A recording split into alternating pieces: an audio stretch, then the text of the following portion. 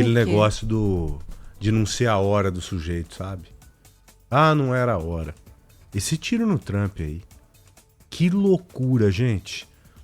Um tiro de fuzil, a R-15, pegar na orelha do cara. Quantos centímetros ali pra matar o sujeito mesmo? Ah, Joel, era coisa Quantos de 2, centímetros? 3 centímetros. Só isso. Se ele tivesse No virado, máximo estivesse olhando pro outro lado durante o discurso, né? Você sabe quando eu vi assim a notícia, eu falei, não deve ter sido uma coisa tão grave assim, não. Acho que alguém atirou ali com uma espingardinha, alguma coisa assim. Cara, foi um fuzil AR-15, gente. Esse cara nasceu de novo mesmo. Nasceu absolutamente de novo.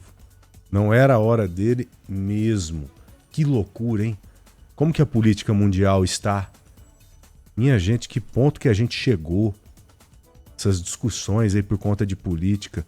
Não à toa, ele, o próprio Biden, já estão se manifestando e tem um dever muito grande, a partir desse fato principalmente, de tentar fazer o máximo aí para acalmar os ânimos. Então, hoje, inclusive... Mundialmente falando, nós precisamos disso. Tá na hora de fazer o tal do freio de arrumação. Aninha, você imagina só, Aninha. Quase que mataram o Donald Trump. E mataram outra pessoa e mais 2 apoiadores dele ficaram feridos, né? Então, a gente tem 3 famílias atingidas diretamente Deus nisso. Do céu, cara. E daqui a pouco, ainda hoje, né, ao longo do dia, existe uma expectativa para um novo discurso de Donald Trump. Ele está na convenção do partido em Milwaukee, manteve essa agenda, mesmo depois de tudo que aconteceu no sábado, né? E agora há uma grande expectativa pelo discurso dele algumas horas depois, né? Quase 2 dias inteiros depois, justamente nesse sentido de pacificação e de união do país. Então vamos ver o que ele tem para falar hoje para a população. Não sei se tem como a gente voltar um pouco a ponto de diminuir os ânimos, né?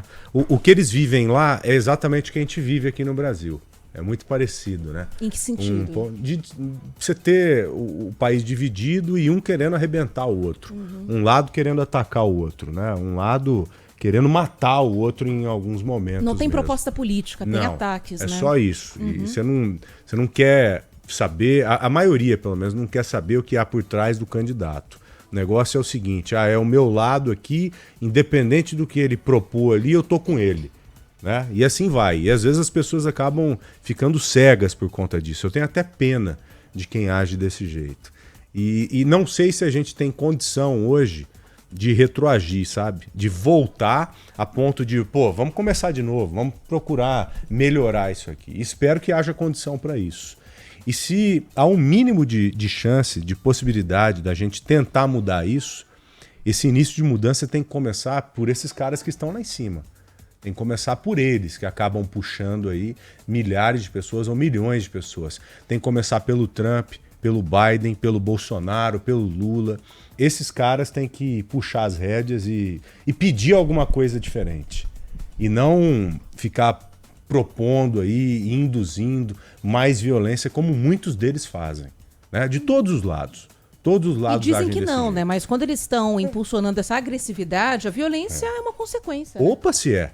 Nos Estados Unidos a gente tem um histórico de ataques a presidentes e candidatos que é muito maior do que aqui no Brasil, né? Mas aqui a gente já teve vários casos de brigas entre família, de um apoiador de um que mata o apoiador do outro. Quantos casos nós tivemos aqui? Nossa Senhora, inúmeros. Não necessariamente atacar o presidente, ou um ex-presidente, ou um candidato, mas os ataques são inúmeros. Os ataques acontecem no país inteiro. Só você puxar os casos mais recentes aí que você vai entender do que a gente está falando, essa violência toda generalizada na política mundial. É um reflexo também no mundo violento que nós temos hoje, que se aplica também à política, né?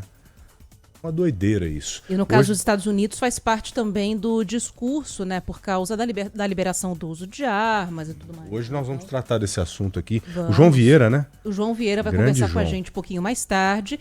E a gente está na expectativa de novidades vindas dos Estados Unidos. Convenção é quando o partido se reúne ali para tomar uma decisão de quem será o candidato. Oficializar, né? O candidato, né? Já sabemos que será ele, mas tem essa convenção. É a do formalidade, partido. né? Aqui no Brasil a gente tem uma coisa mais ou menos parecida, né? Com Sim. a convenção dos partidos políticos, que devem começar daqui a algumas semanas. Agora, sabe uma coisa? Eu provavelmente não estarei aqui no momento da discussão com o João Vieira.